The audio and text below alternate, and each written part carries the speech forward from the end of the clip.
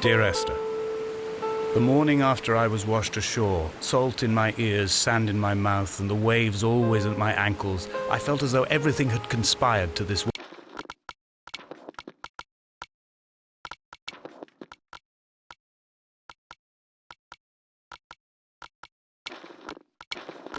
one last shipwreck. I remembered nothing but water, stones in my belly and my shoes, threatening to drag me under to where only the most listless of creatures swim.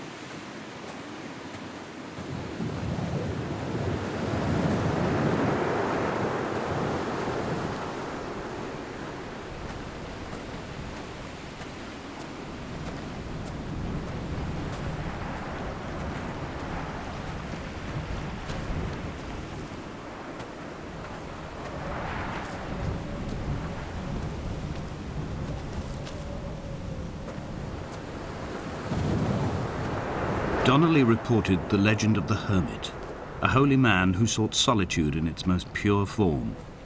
Allegedly, he rowed here from the mainland in a boat without a bottom, so all the creatures of the sea could rise at night to converse with him. How disappointed he must have been with their chatter. Perhaps now, when all that haunts the ocean is the rubbish dumped from the tankers, he'd find more peace. They say he threw his arms wide in a valley on the south side, and the cliff opened up to provide him shelter. They say he died of fever 116 years later. The shepherds left gifts for him at the mouth of the cave, but Donnelly records they never claimed to have seen him. I have visited the cave and I have left my gifts, but like them, I appear to be an unworthy subject of his solitude.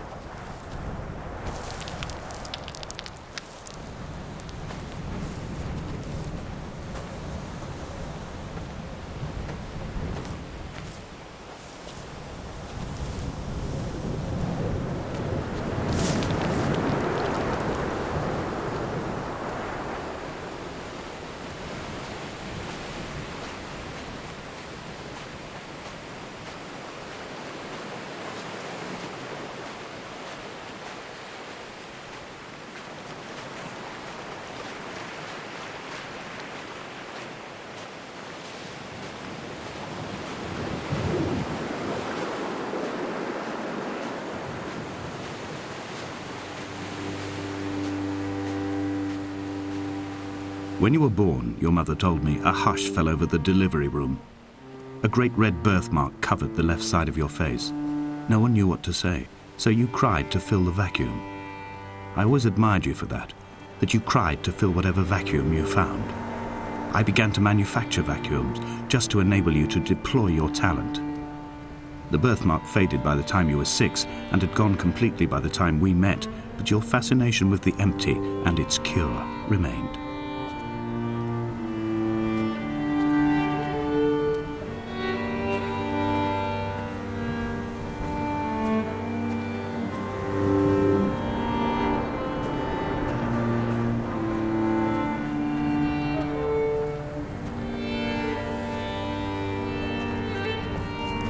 The mount is clearly the focal point of this landscape. It almost appears so well placed as to be artificial. I find myself easily slipping into the delusional state of ascribing purpose, deliberate motive to everything here. Was this island formed during the moment of impact? When we were torn loose from our moorings and the seatbelts cut motorway lanes into our chests and shoulders, did it first break surface then?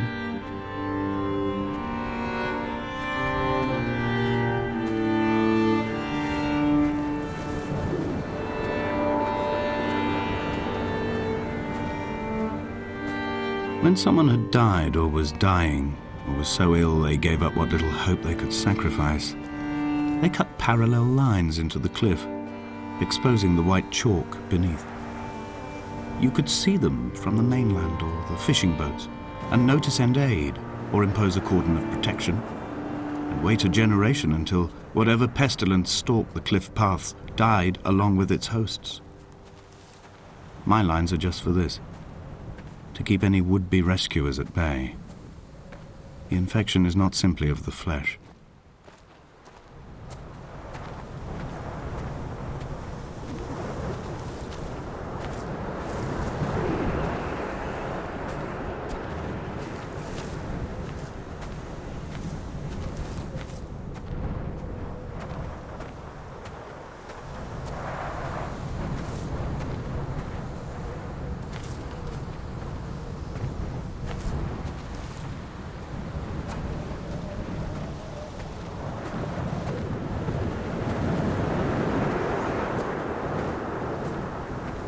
We are not like Lot's wife, you and I. We feel no particular need to turn back. There's nothing to be seen if we did. No tired old man parting the cliffs with his arms. No gifts or Bibles laid out on the sand for the taking. No tides turning or the shrieking gulls overhead. The bones of the hermit are no longer laid out for the taking. I have stolen them away to the guts of this island, where the passages all run to black, and where we can light each other's faces by their strange luminescence.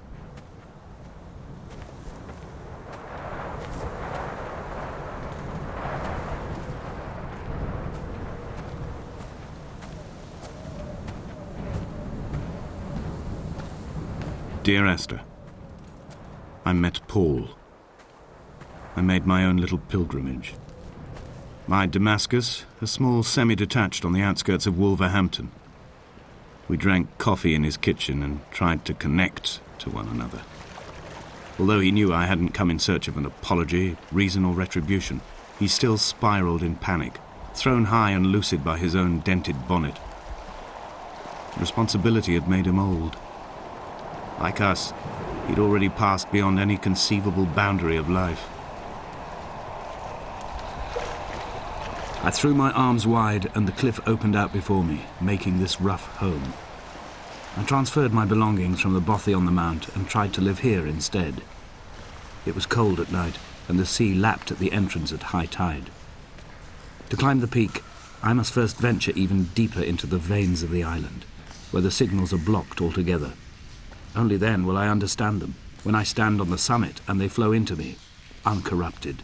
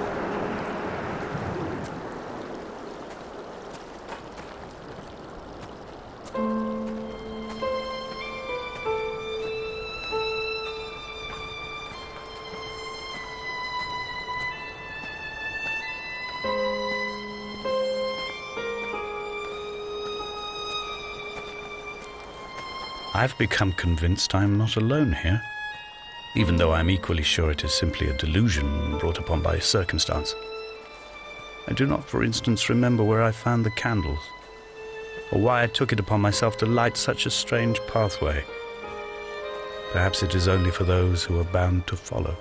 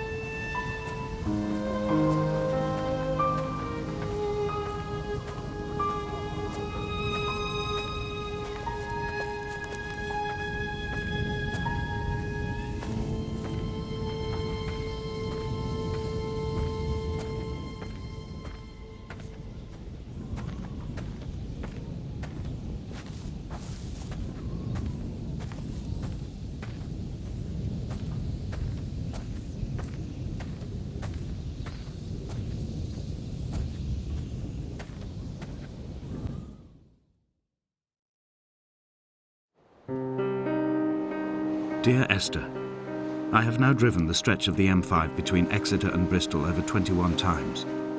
But although I have all the reports and all the witnesses and have cross-referenced them within a millimetre using my ordnance survey maps, I simply cannot find the location. You'd think there would be marks to serve as some evidence. It's somewhere between the turn-off for Sanford and the welcome brake services. But although I can always see it in my rear-view mirror, I have as yet been unable to pull ashore.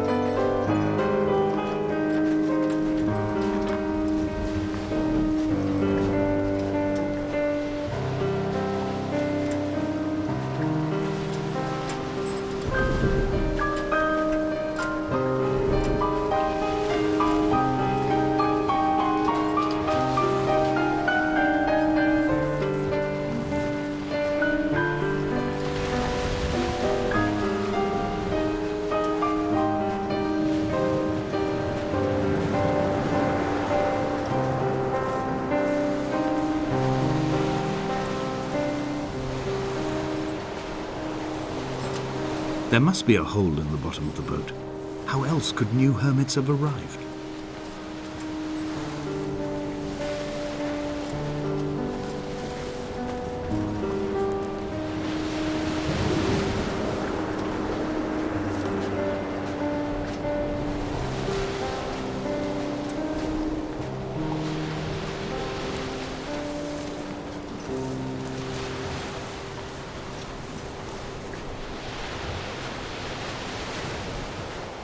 I had kidney stones and you visited me in the hospital.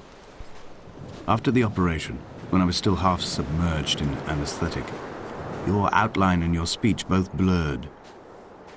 Now my stones have grown into an island and made their escape, and you have been rendered opaque by the car of a drunk.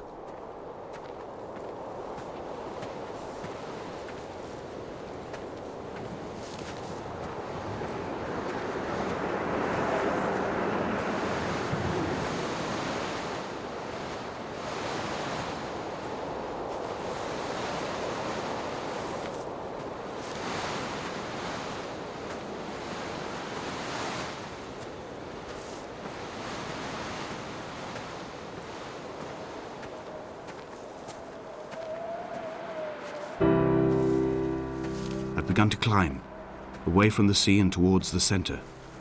It is a straight line to the summit, where the evening begins to coil around the aerial and squeeze the signals into early silence. The bothy squats against the mount to avoid the gaze of the aerial. I too will creep under the island like an animal and approach it from the northern shore.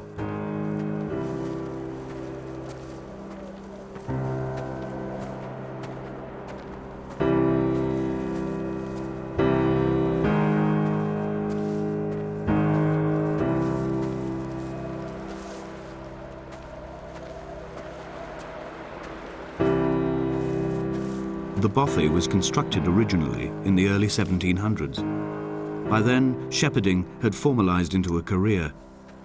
The first habitual shepherd was a man called Jakobsen, from a lineage of migratory Scandinavians. He was not considered a man of breeding by the mainlanders. He came here every summer whilst building the bothy, hoping eventually that becoming a man of property would secure him a wife and a lineage. Donnelly records that it did not work. He caught some disease from his malcontented goats and died 2 years after completing it.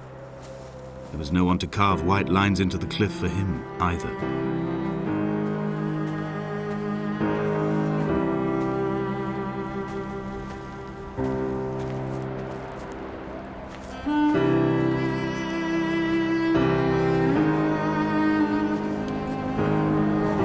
Inventory. A trestle table we spread wallpaper on in our first home. A folding chair. I laughed at you for bringing camping in the lakes. I was uncomfortable later and you laughed then. This diary, the bed with the broken springs. Once asleep you have to remember not to dream. A change of clothes.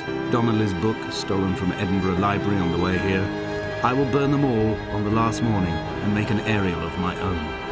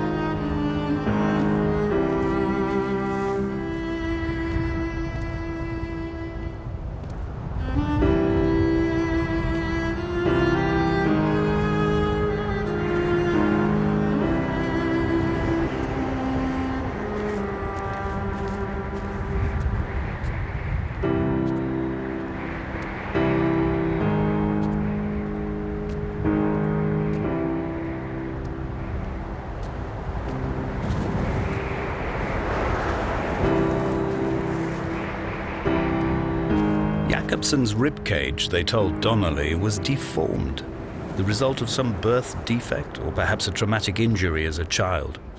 Brittle and overblown it was, and desperately light.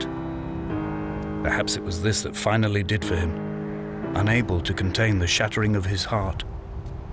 In half-light, his skeleton a discarded prop, a false and calcified seabird.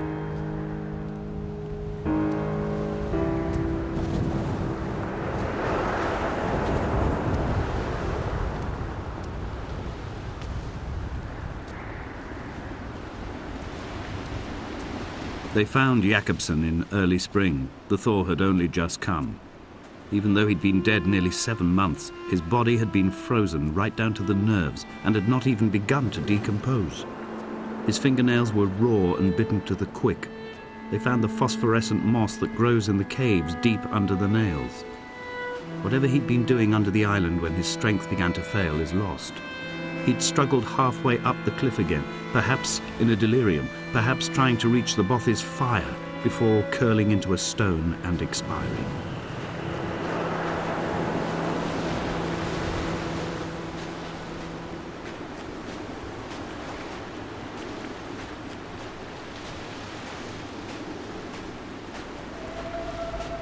Climbing down to the caves, I slipped and fell and have injured my leg.